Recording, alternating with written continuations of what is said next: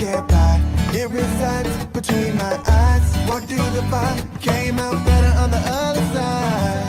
See, life's like a beach if you find the sand. And right now, I feel like 100 grand. You are listening to Inspired Insider with your host, Dr. Jeremy Wise. Dr. Jeremy Weiss here, founder of InspiredInsider.com, where I talk with inspirational entrepreneurs and leaders. Today is no different. I have Dr. Sami Webb. You can check him out at WebbOrtho.com and GoEpic4.com. And Dr. Sami, before I formally introduce you, I always like to point out other episodes of the podcast people should check out. Since, just a big shout out to Julie Olson. Julie Olson runs Turnerly Consulting. We did an amazing episode on her journey, and she's had an amazing journey. Dr. Sami and her go way back, she really just shared kind of the inception, the idea, and how she grew her company. Another good episode, since we're going to be talking about health fields, orthodontics, and the mouth. Craig Weiss and Blair Feldman I've had on the podcast.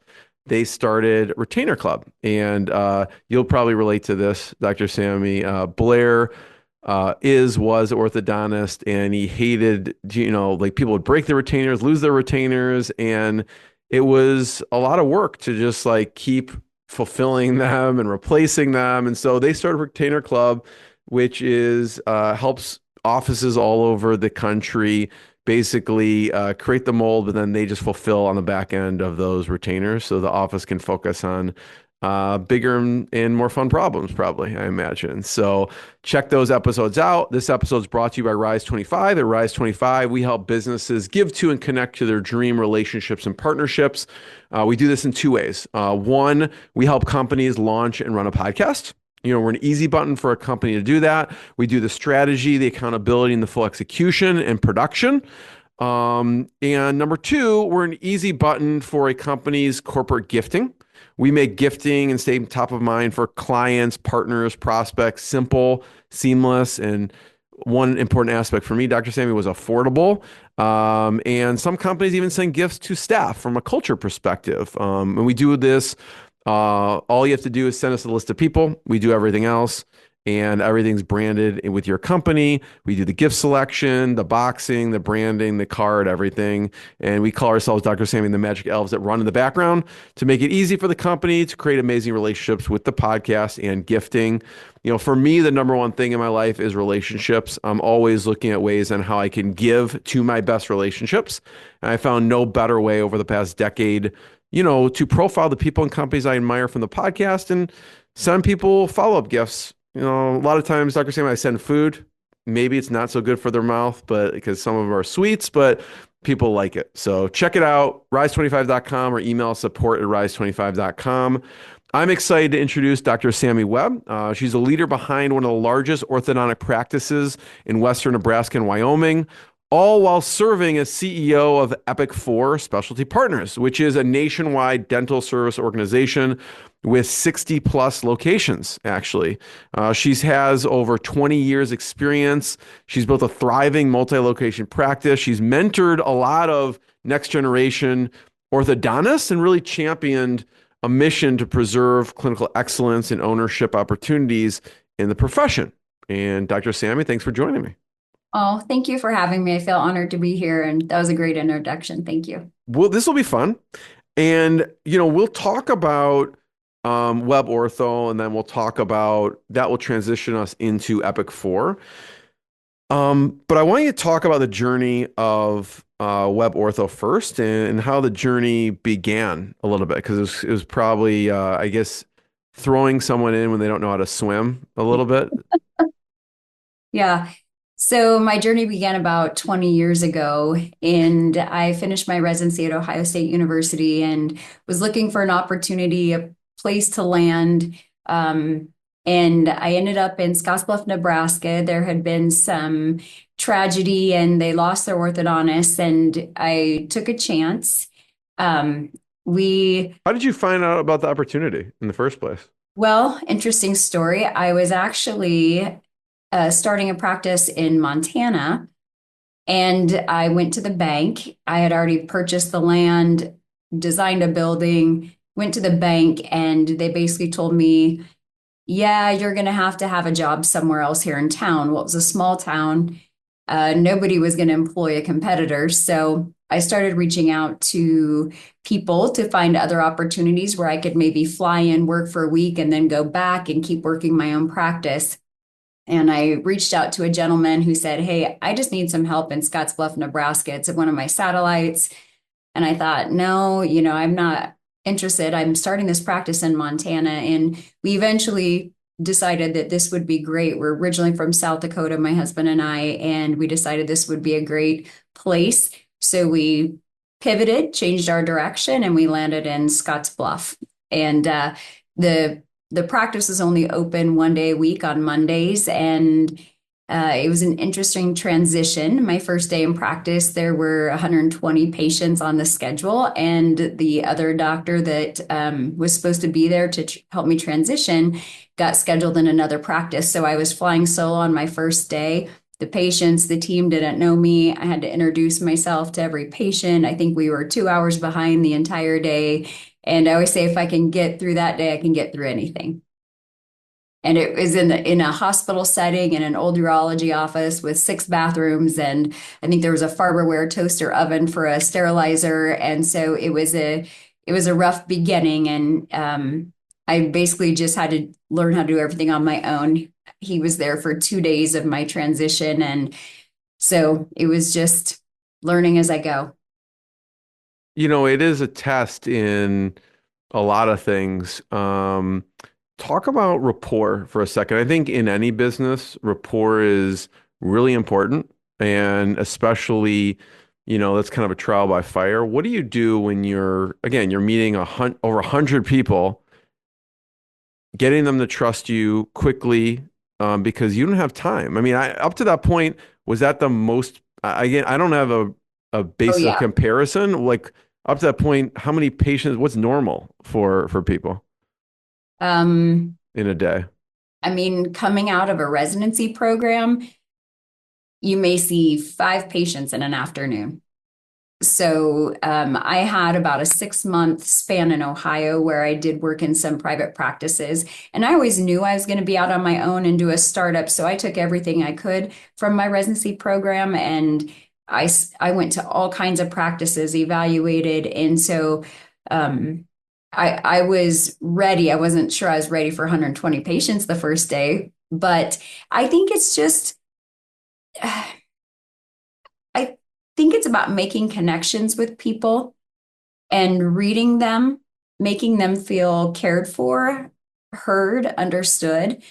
And I've been able to do that successfully through my career. And I think that's one of my gifts that maybe I received from my mom. But I think that's what has given me my reputation in this community, is that they just know that I care, and I'm going to do my best for them and provide the best care and customer service. What did you learn from your mom as far as that goes? My mom was just one of those people that everybody adored. I mean, you could just feel the love coming from her, and just she was just special. Hmm. What's interesting is, from there, I think, the next piece we'll talk about kind of expansion, and you grew it, I think, just 6 locations, in not kind of in short order. You could have just stayed and done what you were doing at that clinic and been super busy and successful. What was it inside you, with your ambitions, that you're like, I want to keep growing this? At the time, it was more to service patients than anything. So this practice is open 1 day a week, and I slowly grew that to full time. But then I realized I had patients driving to my office. I mean, some were driving 3 hours each direction to get to me, and I wanted to bring our services to them. It was easier for me to travel my team than it was to have 100 patients traveling. So we slowly expanded into a lot of the smaller communities around us, for their benefit. Talk about expansion, and maybe if you knew now what you knew, if you knew now instead, go back in your younger self, what do you wish you knew at that point? maybe it's something you would have done a little bit differently with the expansion process. Talk about that for a second. Yeah, I mean, we grew really fast, and um, there was a point where you just kind of get lost and you realize that systems are so important in order to make this work. And I finally got to the point where I realized I needed help. And so one of the best things I ever did was bring a consultant into my practice to help me, because sometimes when you're living it and you're in it every day, you don't see the things that maybe you're doing wrong or could do better. And so bringing in an outside consultant, she really helped me see things more clearly, and really kind of helped us put better systems in place. And I remember when I was in residency, I had a faculty, Dr. Berkowitz was his name, and he always used to tell us, hire a consultant when you're out in practice. And he said, I promise you, if you don't get your money's worth out of your consultant, he said, I will pay you back. And I always remembered him saying that. And one piece of advice to anybody out there is hire an expert if you're struggling. Because our practice grew, our systems were better, my team was happier. So that's one thing I learned in that expansion. I want to get a little granular with the systems part because I think it's usually understated in a lot of the interviews that I do and how important it is. So I'm curious of what helped you systematize things. I don't know if you use a software or something like that, but two interviews I want to point people to is I did one with Owen McGabb, who founded Sweet Process, which is actually a software that helps people document and house their SOPs. We actually use it as a company. And Adee Clevitt, we went over, so she goes into companies and helps them, actually goes in and documents their processes. And so we geeked out on our favorite productivity tools, software, and things like that. I'm curious how you decided to kind of structure it or house it with your company, because you have different staff doing different positions. You may have someone answering the phone. You may have someone, assisting. How did you get people? Where did you house them? What did you do with the processes? I wish those tools would have been available, 20 years ago. Unfortunately, they weren't. So, this was probably pen and paper, files on our server, nothing fancy. But we learned by mistakes, made and things that weren't working, and how do we fix them? And I'm very much a believer in systems and consistency. And, when we are, one of the things we're known for, what people say is, man, this office is a well-oiled machine. And that is kind of what we're known for. And, when one spoke and that wheel is broken, everything falls apart. And so it's about being consistent every single day, following all the processes, all the systems. I don't have anything fancy, but this all comes down to team training, and making sure that everybody's doing the same things on a consistent basis. And when something's broken, we fix it. And, we have expectations, and we expect our staff to, hit those expectations, because that's how we care for our patients. How do you get, having them and having people follow them are two different things, right? So how do you get the team to really buy in and follow these things? Because I was watching a video earlier today, and there's like one of your team members on YouTube is like, I've been with the practice 10 years. Like, I could see somebody like, hey, Dr. Sami, I've been doing this for 10 years already. I don't need this process. Even though, listen, if I'm up in an airplane, I don't care how long someone's been flying, 30, I want them with a checklist, right? So how do you get the team? What are some things you do to get them to follow the process and so that it is a well-oiled machine? Yeah, we do follow checklists, and it's all about that. But it's about communication. So we make an error, and say we're putting braces on and the patient leaves and a bracket falls off. We're all going to know about it. So we communicate it. We say, well, what went wrong? What could we have done better? And it's a continual training on just on mistakes and how do we fix that. A patient calls, they've got a pokey wire. Well, why do they have a pokey wire? Let's talk about that and find out, what we did wrong and how we can prevent it in the future. And I think we got really good at preventing emergencies and preventing problems, because when a problem did happen, a lot of our patients would have to drive, an hour, 2 hours to our office. It was a big deal if something went wrong. So that's how we kind of perfected our systems, got so good, was based a little bit upon our geography and our patient base, because people weren't close by to just come back and fix things. Yeah. So when there's an issue, you go back to the checklist, you go back to the procedure, and you go, where can we improve this? Yeah. I mean, this happened to my daughter the other week, right? Like her bracket fell off. And if we had to drive 3 hours, I'd be like, oh my, forget it. Like it's off. Like, I don't care about your teeth. Like it's ridiculous. I'm not driving 3 hours, but people are dedicated for that Yes. stuff. Anything else that sticks out in the expansion? Obviously, listen, I don't practice anymore, but chiropractor, I can't imagine having 6 locations. I mean, it's stressful. Stressful having one location, right? Yeah. So, what sticks out to you as like a growth for you as maybe a leader, a business person in this growing in all these locations? I mean, it's tough. I'm jealous sometimes of the doctors who can just sit in one office.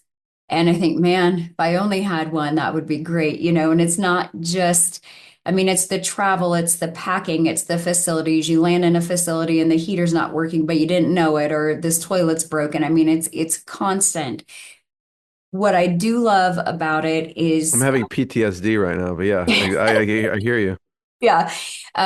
What we do love about it is that our team travels together. So it gives us a lot of time to get to know each other. We spend a lot of time in the cars together. We have about 6 company vehicles and we travel as a team. And the rewarding part about our satellite offices is that the patients are so grateful and they're so wonderful. And they're, even if we're running a little behind, it's fine. We're just glad you guys are here. Thank you for taking care of us. And so these people in these communities are very grateful, very supportive, understanding. And I think it's one of the things I've learned is that we have a main hub, office, and then everything kind of goes from there. And you can't just be a community leader in that main office. We have to be involved in all those communities and support all those kids, all the programs. And it's really becoming a part of each one of those communities is what makes you successful. Talk about the culture for a second. What do you do? Obviously, watching some of these videos, the staff that have been with you for over a decade. What do you do to help with the culture? Early in my career, I was definitely more of a micromanager because I wanted these systems set up. I wanted everything perfect. And, I had high expectations. I rode them very hard and I was micromanaging. And I did learn along the way that that wasn't helping me and that I had a lot of great people and I needed to let them grow and become leaders. And so that was a mistake I made early on. If I could go back and change that, I would. But it's interesting because sometimes you feel that being hard and having those expectations, back then they used to hate it. And there was a time where I kind of stepped back and I said, okay, I'm going to, let them go and let them do those things. But you can see them almost start to panic just a little bit as you step back.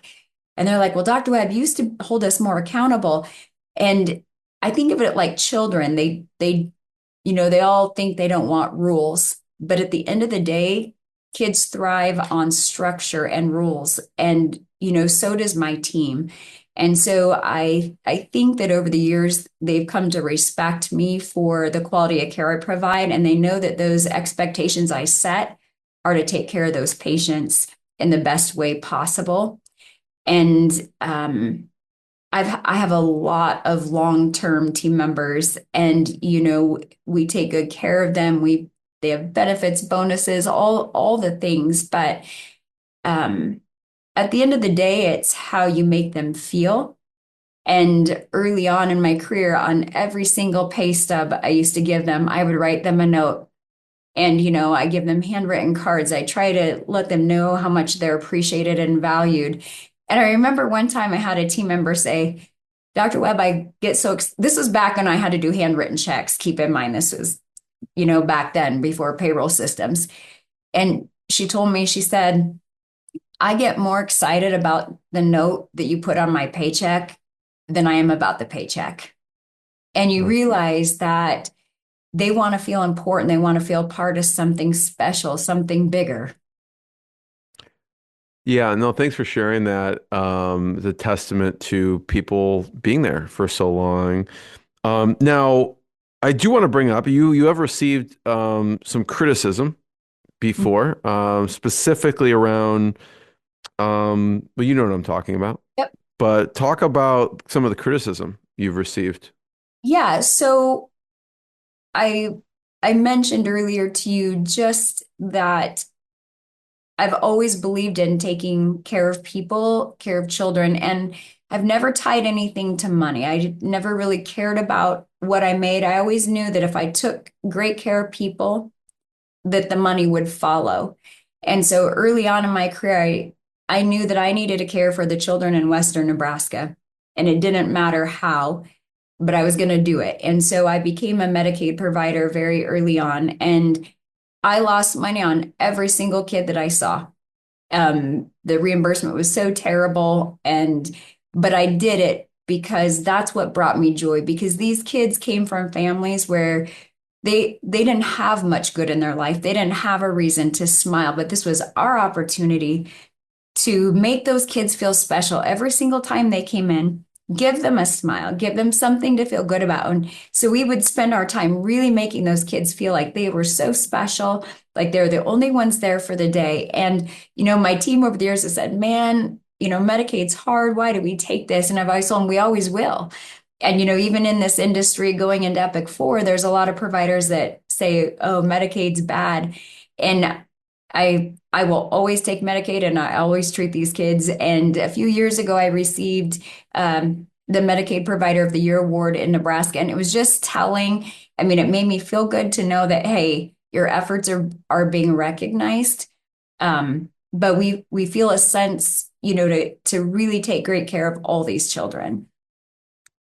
Yeah, there's always interesting cases. And when it comes to, I have family, my dad and brother are dentists. So I grew up in this thing. And you hear some of the stories of, it's not just about their mouth, but it's about self-esteem, people's self-esteem. I'm wondering if there's any stories around that you've seen kind of transformation in someone because of, people are self-conscious about this stuff. Yes. I mean, one particular story that comes to mind is a teenage female that came into my office in one of my satellite practices. And, we went through the COVID period and people are used to wearing masks.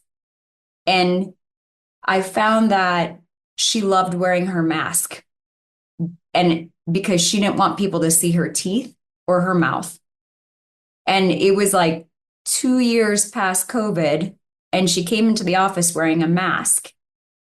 And it struck me that was her safety net, because now masks were acceptable, and now she could hide what she didn't like about herself. And I couldn't even hardly get her to take her mask down so I could look in her mouth to examine her teeth. And she wouldn't speak, wouldn't smile. And as we started getting her teeth straighter, she started coming into the office without a mask. Pretty soon she was smiling, she was talking, and she completely transformed as a person. And those are those times that like what you're doing is having an impact on somebody's life. So that's one of the most resonating stories for me. So as if you weren't busy enough, talk about Go Epic. Okay. EPIC4. So people can check it out. Go epic4.com. But where did EPIC4 come into the picture? So as I started evaluating my practice and looking ahead and knowing, hey, I'm out in the middle of Nebraska. I don't know if I'm ever going to find anybody to take over my practice, somebody that could buy it or run this. I started thinking about my own exit strategy. And I quickly did learn that I'm probably going to have to sell to some sort of corporation or larger entity. And I began looking at other organizations, but there were so many things that weren't resonating with me. And for me, a lot of it fell on the associate piece and how they took care of doctors. And I came from the Schulman Study Group, which was a large study group of orthodontists across the country, probably 150 plus orthodontists in this group. And we had been friends and colleagues for many years. And there were a lot of us in the same boat. What are we going to do? And we'd all been kind of looking at other organizations, and we decided to come together and create our own with our own vision, our own mission, and set it up the way that we wanted to. And so that's kind of where EPIC4 Specialty Partners came from. We are a group of orthodontists and pediatric dentists, and we feel like we've created something really special. And I know a lot of people listening aren't going to really know what a dental service organization is, but it's to take away the administrative burdens for people. And provide a lot of the back end support, whether that be the payroll, the HR, the ordering. I got tired of reconciling my QuickBooks and, all the things that wear us down as practitioners. So we take over those administrative burdens so that these doctors can focus on their patients and their practices and somehow have a better practice life balance than those of us who have been out there on our own. I'm looking at this here, Dr. Sami. We look at the services. So like someone joins, right? And basically there's a whole back end of suite of services that help, and also you can do it more at scale because you're helping all these practices. So we look at clinical mentorship, compliance, continuing education, human resources, HR, insurance credentialing, procurement. So these are the things that the benefits people get. What am I missing there of why people join? So, I find this interesting, like whether someone's a dentist or orthodontist or whatever, but like, basically going into an organization that has infrastructure in place that takes the burden off someone. So if anyone's in any industry, listening to this, it's like, well, how can you apply this? I think about how can I apply this to my business, right? But so why else do people join? You think about these private practitioners. It's already happened in medicine and other areas, but the burnout is real, and you're trying to compete against other practices, other, corporate organizations. You're trying to learn the business of dentistry, which you're never taught in dental school. So you're going to work, you're seeing patients. And then for me, I was going home at night and I'm working all night, all weekend, getting up at 3:45 every day. In what you're finding is these doctors are burning out, earlier on. Those of us who have been in practice have figured this business out. We have already created the wheel. So for a lot of these young doctors, there's no reason to go out and, reinvent a wheel that other people have already spent their careers figuring out. And it's a way to take away some of those burdens, let them enjoy their practice, but also provide, a good, it's a good financial decision. So joining a company like this, doctors are rewarded for all their hard work, the legacy that they've made, and getting equity in a young company. We're not private equity backed. We haven't had any recap events. So it's a great way to build wealth. And talk about that for a second. I know we don't have to share like specifics on structure or anything, but like in general, how does it work from like financial? Because you were mentioning before we hit record, there is like an equity. How do people think about? Because I'm sure a lot of these dental service organizations groups work differently. Yeah, so everybody has a different model. A lot of these organizations are providing some of those back end services.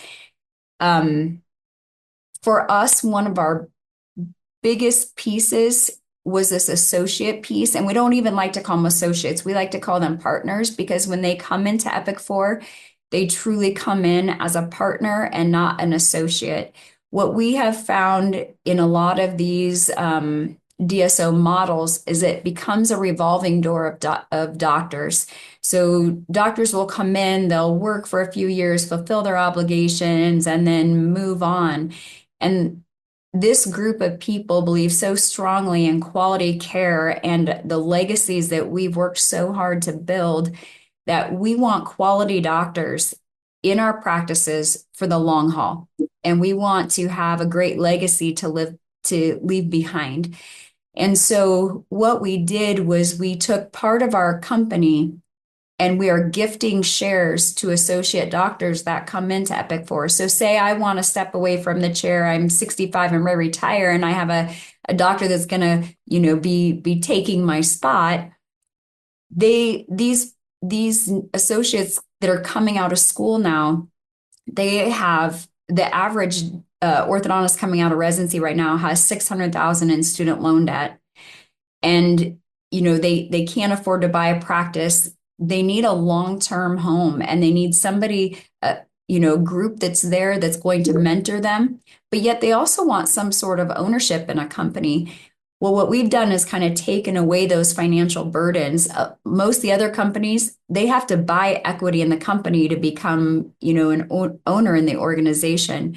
With EPIC4, again, we set aside a large portion of our company to gift shares that they have to do nothing for. All they have to do is come to work, treat our patients well, and do what they love. And they gain automatic equity into the company. For all the other services that you provide in the back end, are they paying like a monthly fee typically or? No, so this is a partnership model. So say a doctor in Texas wants to join EPIC4. What they will do is they will actually sell their entire company to EPIC4.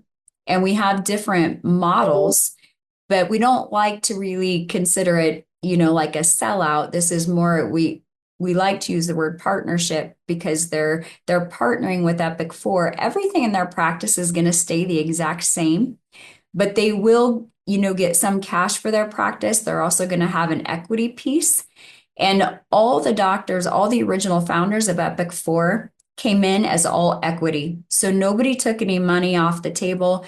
We put all of our chips on the table and we said, you know what, we're going to bet and we're going to bet on us because we're going to do this right and we believe in what we're doing.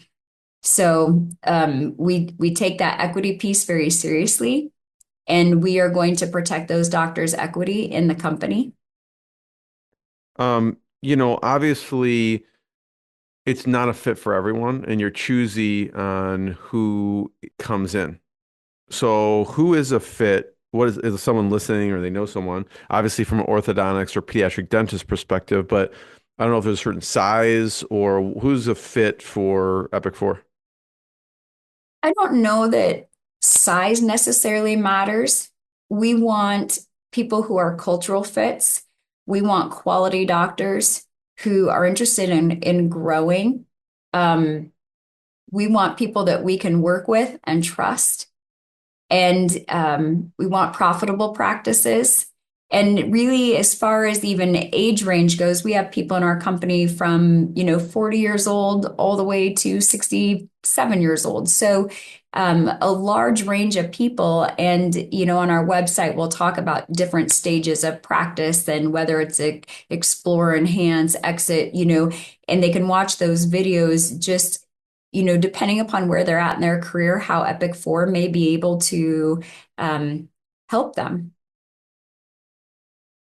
first of all, Dr. Sami, thanks for sharing your journey, your stories. I'd love to hear maybe some of your mentors in business and a few lessons they taught you, because I know that over the years, consultants and mentors have been important for you.